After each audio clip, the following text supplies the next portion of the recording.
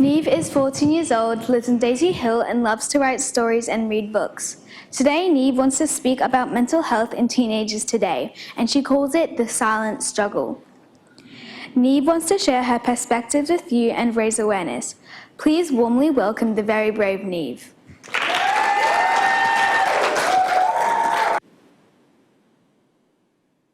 I grew up in a privileged world.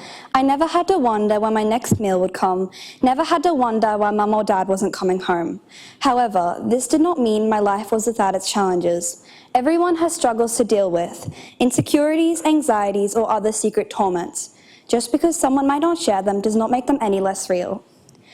Jingari or Diadit, hello. This is my respect for the Yugambeh and Yagara people, my Gaelic grandmother, my Portuguese grandparents, and finally my acknowledgement to my Australian grandpa.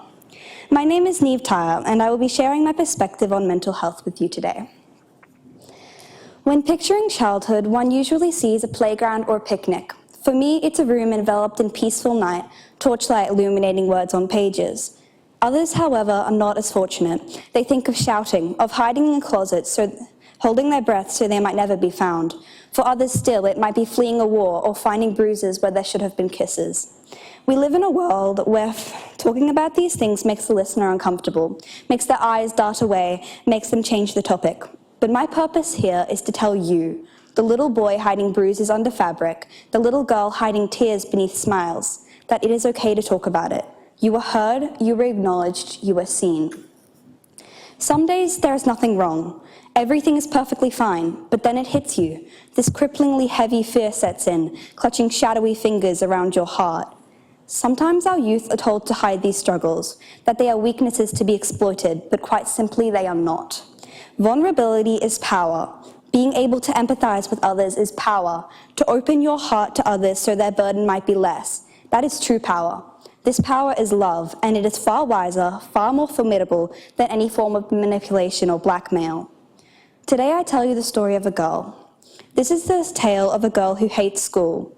That is the cover. All most people will see.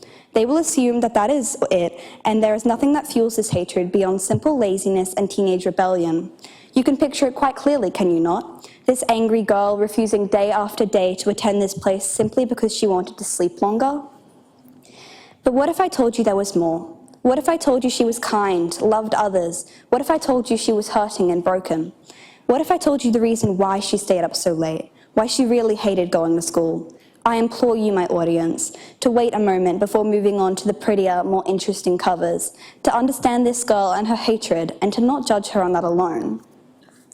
This little girl, in complete truth, hated school because it scared her. Or more accurately, the people there scared her. Sometimes they made her feel like she couldn't breathe, made her want to curl into a little ball and never wake up. At first she didn't sleep because she couldn't, because insomnia and crawled through the shadows of her room, paranoia tapping on the glass outside. Her hatred grew stronger, and soon she stayed up in order to face this coming day later, to face the repeated screaming and shouting and tears and threats. In complete truth, this is my story, and I tell it to you in hopes that it might reach through to those suffering a similar plight. While my story may not be as staggering and heart-wrenching as others, it is mine, and perhaps you would not have expected it. When I had first written this speech, I thought I was better, but then something changed, and I was so much terribly worse, and it broke my heart to see the effect it had on the people around me. The immediate reaction, of course, was to be angry at myself, to wallow in this hatred and pity, but today I learned something.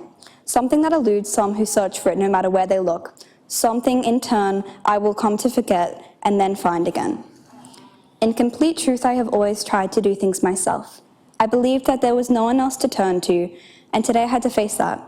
For without anyone else, I was trapped and alone and hurting, with no foreseeable way out. School was that trap, and I could not escape. So what could I do but change? As simple as it sounds, it took me 3 years to realize it. Positivity is key.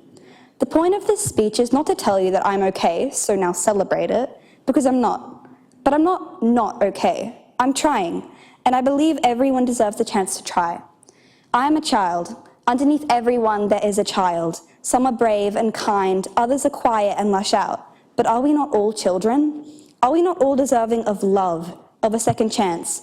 Sometimes even adults need help. Therefore, I believe our community needs to change. We need to foster an environment where not just children, but adults too can reach out and talk about their feelings without fear of judgment. We need to be there to support each other, even those who do not wish to be supported. If they are in pain, if they are feeling trapped and lonely, we must reach out to them and help. And if they need it, we must help them to change. What kind of community are we if we cannot help others? All we must do is listen. Whether the message you got from my speech is to never judge a book by its cover, or to see vulnerability as power, or simply to raise awareness for those suffering around the world, it doesn't matter. I speak not for myself, but for those who cannot or refuse to for shame. I speak so they know there are people who care, who will listen without judgment and give a hug in return. My hope is that this reaches you, those who are suffering with heartbreak, with discrimination, with pain. You are not alone. Thank you.